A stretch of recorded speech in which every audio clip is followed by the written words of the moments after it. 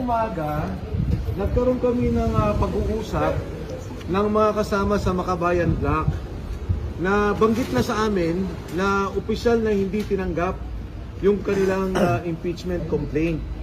Kaya kami may prepared statement na kami tungkol dito sa ginawa dahil na-anticipate na namin na talaga magkakaproblema sa mismong pag-file namin. At katulad na nangyari, at na-anticipate namin, ganun nga. So if I will be allowed to read the statement, to be clear, distribute na lang siguro. The refusal of the Office of the Secretary General of the House of Representatives to accept the impeachment complaint is a clear violation of both the rules of the House and the 1987 Philippine Constitution. Under the Constitution, the House of Representatives has the sole power to initiate impeachment proceedings. The rules of the House explicitly provide a ministerial duty for the Office of the Secretary General to receive and record impeachment complaints that are duly filed. There is no discretion given to the Secretary General to reject, screen, delay, or block such filings.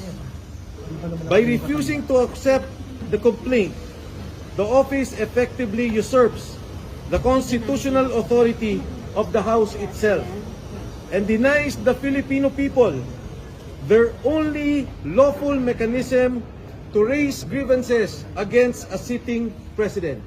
If I may repeat that, by refusing, it denies the Filipino people their only lawful mechanism to raise grievances against a sitting president. Impeachment is not a political favor.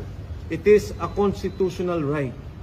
It is the only formal process through which citizens, through their representatives, can seek accountability from the highest official of the land. To block this process is not merely procedural error. It is a constitutional violation, an obstruction of a lawful remedy, and a direct assault on the people's right to petition government for redress of grievances.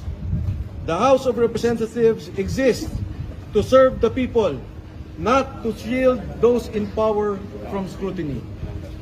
The rules are clear. The Constitution is clear.